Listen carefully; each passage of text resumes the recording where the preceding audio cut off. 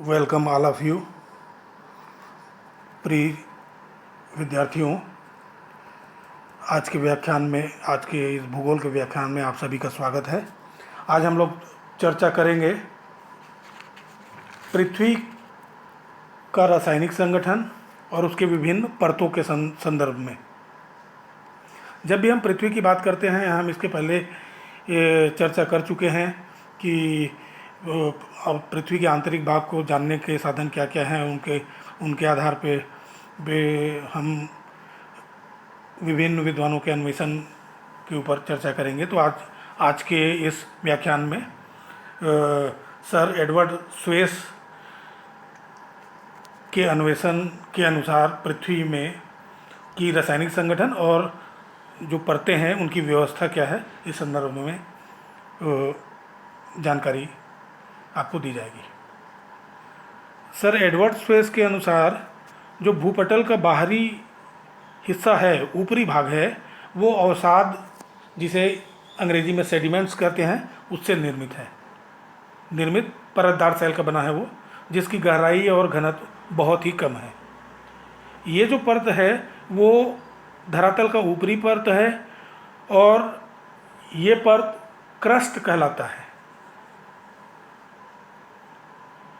Silicate का बना है, मुख्यतः सिलिकेट का बना है, जिसमें फेल्सपार और अभ्रक ज़्यादा मात्रा में पाया जाता है।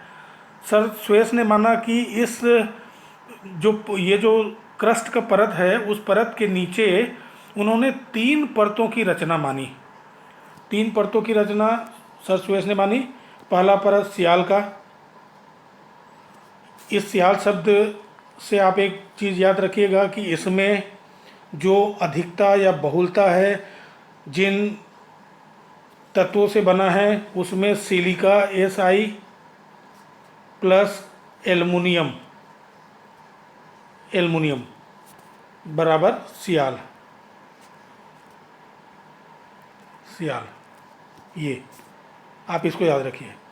दूसरा जो परत है वो बना है, वो स्वेस ने माना, दूसरा सियाल के नीचे का जो परत है वो परत सीमा कहलाती है। और इस परत में सिलिका प्लस मैग्नीशियम, इन तत्वों की प्रधानता पाई जाती है। इन दोनों को जोड़ दीजिएगा तो वो हो जाता है सीमा। सर स्वेस ने कहा कि सियाल के नीचे सीमा और सीमा के नीचे एक और परत होती है पृथ्वी की, जिसको नीफे कहा जाता है।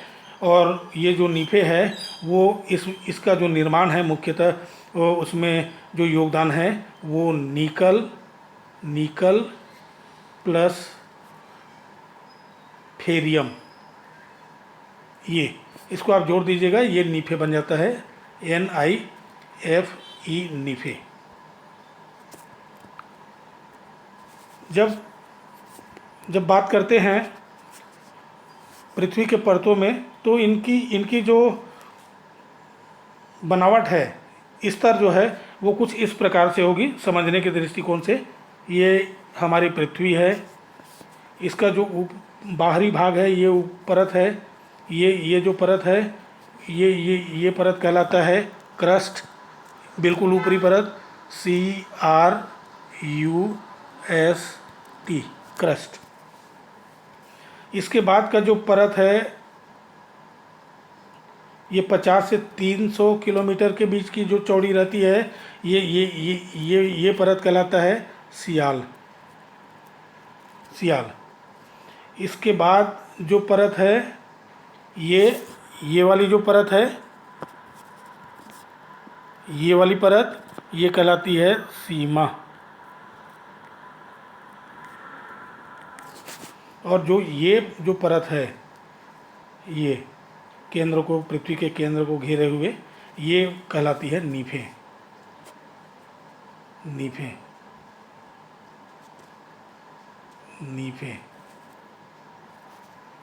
तो ये क्रस्ट हो गया, ये परत क्रस्ट हो गई। ये जो परत है वो सियाल हो गया।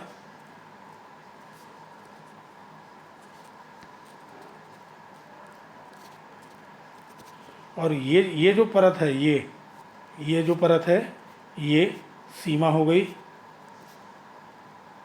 और जो ये आखिरी परत है ये नीफे कहलाया।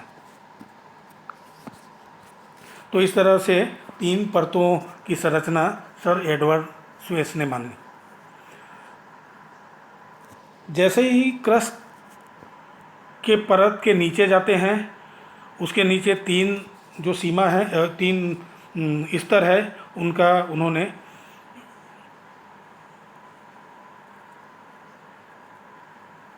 के संबंध में बताया। तो जो पहला है वो है सियाल। जब सियाल आप स्क्रीन में देख रहे हैं, जब सियाल के बारे में बात होती है तो वो क्रस्ट के नीचे का परत है, परतदार सेल के नीचे सियाल की परत होती है। सियाल, इस परत की रचना मुख्यतः ग्रेनाइट से हुई है। इसमें सिलिका और एल्युमिनियम की अधिकता पाई जाती है, इसीलिए इसका नाम स्वेस ने सियाल रखा। इस परत का औसत घनत्व 2.9 है और गहराई 50 से 300 किलोमीटर के आसपास पाई जाती है, लेकिन ये अलग अलग स्थान में अलग अलग होती है। इनमें एसिडिक पदार्थ, जिसको तेजाबी पदार्थ कहते हैं, उनकी अधिकता होती है। तेजाबी पदार्थों के अंतर्गत पोटेशियम, सोडियम और एल्युमिनियम के सिलिकेट्स AlSi2 ये पाया जाता है। और ये माना गया है कि जो महाद्वीपों की रचना है वो सियाल से हुई मानी जाती है। इसको थोड़ा सा समझना है तो हम एक डायग्राम के माध्यम से समझने की कोशिश करेंगे। पृथ्वी के धरातल पर हम विभिन्न प्रकार के दृश्य भूमि को देखते हैं जिससे हम परिचित हैं। उन धरातल आकृतियों में पर्वत, पठार, मैदान और समुद्र, ये 4 महत्वपूर्ण भू आकृति पाई जाती है। तो आप जो पृथ्वी के परत हैं उनके संरचना के संदर्भ में अगर आप देखेंगे तो ये जो ऊपरी भाग है, ये ऊपरी जो भाग है ये क्रस्ट से निर्मित मानी जाती है। क्रस्ट बिल्कुल पपड़ी, पृथ्वी की पपड़ी, ऊपरी भाग बिल्कुल अवसादी भाग, जिसको सर एडवर्ड स्वेस ने क्रस्ट कहा। अब इस क्रस्ट के नीचे ये जो महासागर के तली तक का भाग है, ये महासागर के तली तक का भाग है, ये जो भाग है ये सियाल का भाग कहलाता है। ये सियाल का भाग कहलाता है। ये सियाल, ये जो भाग है सियाल।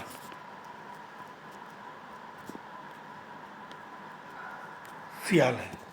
और जब आप इसके नीचे जाते हैं तो ये महासागर की तली जहाँ आती है वहाँ से सीमा प्रारंभ होती है। सीमा का जो परत है वो इस तली से प्रारंभ होता है, महासागर की तली से।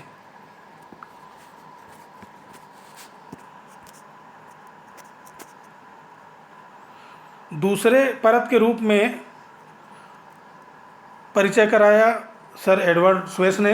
वो जो परत है वो सीमा की परत उन्होंने कही। सीमा की परत सियाल के परत के नीचे पाई जाती है, सियाल के नीचे स्थित होती है। इसकी रचना में बेसाल्ट जो आग्नेय सेल है उसका बहुत बड़ा योगदान होता है। ज्वालामुखी के समय ये जो बेसाल्टिक लावा है वो यहीं से बाहर आती है। सिलिका और मैग्नीशियम पदार्थों की अधिकता पाई जाती है, इसीलिए इसका नामकरण सीमा हुआ है।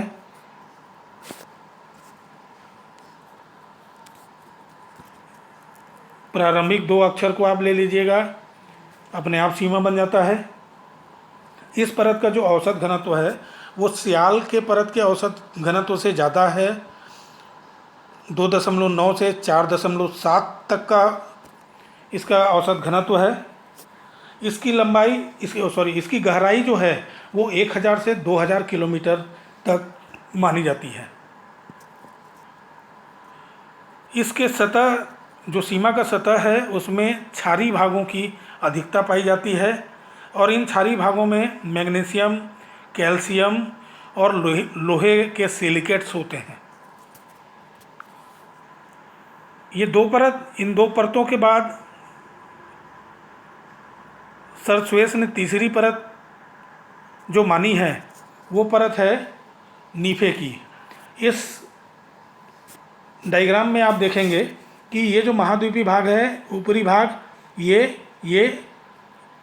सियाल कहलाता है और इसका एकदम ऊपरी भाग क्रस्ट कहलाता है। ये मुख्यतः जो महाद्वीपीय भाग हैं, ये वाला जो भाग है वो सियाल से निर्मित है, आपको पहले भी बताया जा चुका है। ये सागर का जो सतह है वो यहाँ से प्रारंभ होता है। आप देखिएगा ये लाल जो दिख रहा है उसके नीचे ये सीमा का एरिया, ये सीमा का एरिया है। यहाँ से सीमा चालू होता है, इतने गहराई तक सीमा का विस्तार होता है। ये 1000 से 2000 किलोमीटर के बीच पाया जाता है। और इस सीमा के नीचे नीफे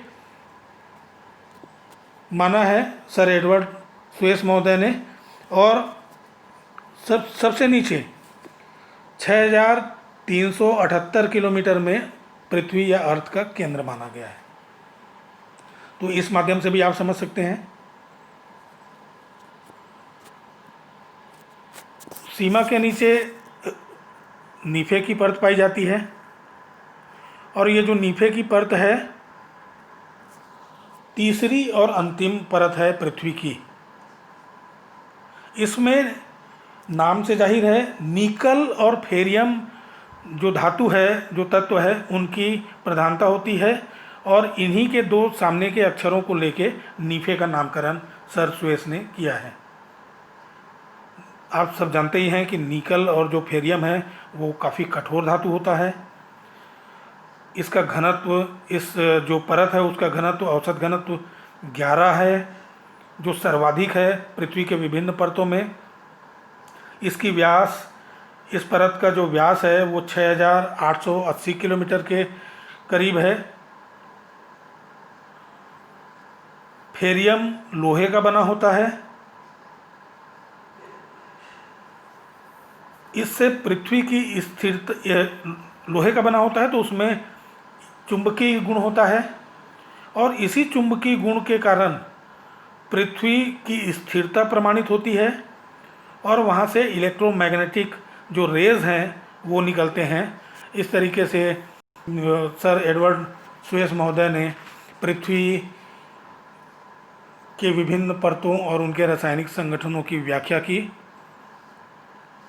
तो एक बार फिर मैं आपको रिपीट करता हूँ कि पृथ्वी का जो सबसे ऊपरी परत है, पृथ्वी का जो सबसे ऊपरी परत है वो परत कहलाता है क्रस्ट, और वो जो क्रस्ट है रवेदार चट्टान का बना होता है, अवसाद का बना होता है, सेडिमेंट्स का बना होता है। इस परत के नीचे 3 परतों की कल्पना की है, सियाल, सीमा, नीफे। सियाल सबसे पहला परत है पृथ्वी का क्रस्ट के बाद, और ये एल्युमिनियम और सिलिका और एल्युमिनियम से बना होता है। इसका जो डेंसिटी है वो अपेक्षाकृत कम होता है सीमा के। सीमा का प्रारंभ महाद्वीप के तली से होता है। यहीं से ज्वालामुखी उद्गार के समय गर्म बेसाल्ट लावा जो है वो बाहर आता है और इस परत में क्षारीयता अधिक होती है इसके तली में। और सीमा के परत के बाद सर एडवर्ड सुएज ने कहा नीफे की परत। नीफे अंतिम परत है। इसकी रचना निकल और फेरियम धातुओं से हुई है। ये ऑलरेडी कठोर धातु है, इसका घनत्व अधिक है और जो फेरियम लोहे का ही रूप है, इसमें चुंबकीय गुण पाया जाता है। पृथ्वी के केंद्र में चुंबकीय शक्ति प्रमाणित होती है। इससे जो पृथ्वी की स्थिरता है, रिजिडिटी, ये तय हो जाती है और इस तरह से विभिन्न परतों और संगठनों के बारे में वो सर एडवर्ड महोदय ने किया। तो प्रिय विद्यार्थियों, आज के इस व्याख्यान में हम इसके अतिरिक्त थोड़ी सी उसकी भी चर्चा कर लेते हैं। जो वर्तमान का जो अभिनव मत है, अभिनव मत वाकई में जो नए शोध हो रहे हैं आंतरिक संरचना से संबंधित, प्राकृतिक और मानव के द्वारा परमाणु परीक्षण, बम ब्लास्ट और भूकंप के लहरों से जो डाटाज मिल रहे हैं, उसके हिसाब से पृथ्वी को 3 वृहद मंडलों में बांट दिया गया। पहला जो मंडल है वो कहलाता है क्रस्ट। पहला मंडल है क्रस्ट। क्रस्ट। दूसरा मंडल कहलाता है मेंटल।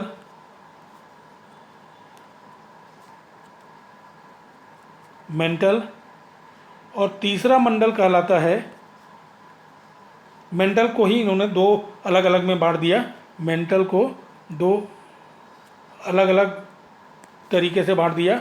पहला अपर मेंटल, अपर मेंटल, और दूसरा लोअर मेंटल।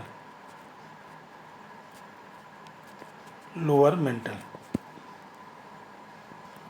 जैसे ही हम देखेंगे कि ये जो डायग्राम है, ये जो डायग्राम है, आप ये जो पृथ्वी देख रहे हैं, ये पृथ्वी, तो आप देखिए कि क्रस्ट जो रिसेंट व्यू है उसमें ये माना गया है कि एक क्रस्ट,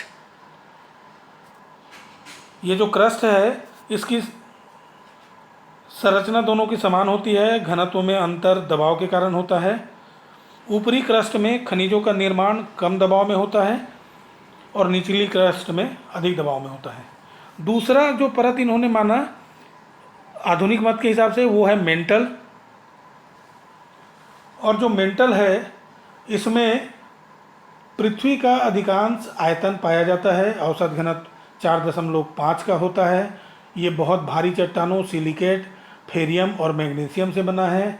मेंटल की मोटाई 3000 किलोमीटर मानी गई है नवीन परिकल्पना में। और अंतिम परत माना गया है अंतरतम। अंतरतम माना गया है, वो इस कोर को उन्होंने कहा है अंतरतम।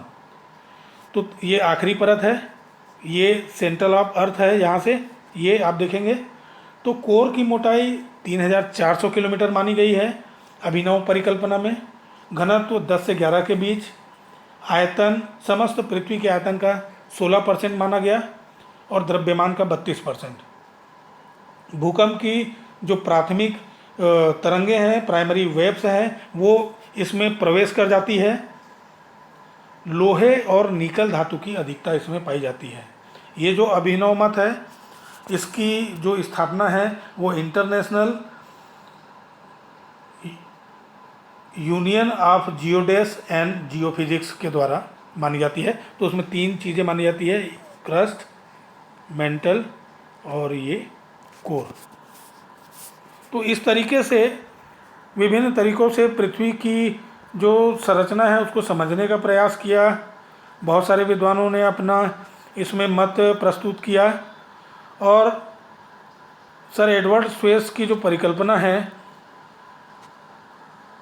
वो काफ़ी सरलीकृत और लोकप्रिय परिकल्पना मानी जाती है। तो आपके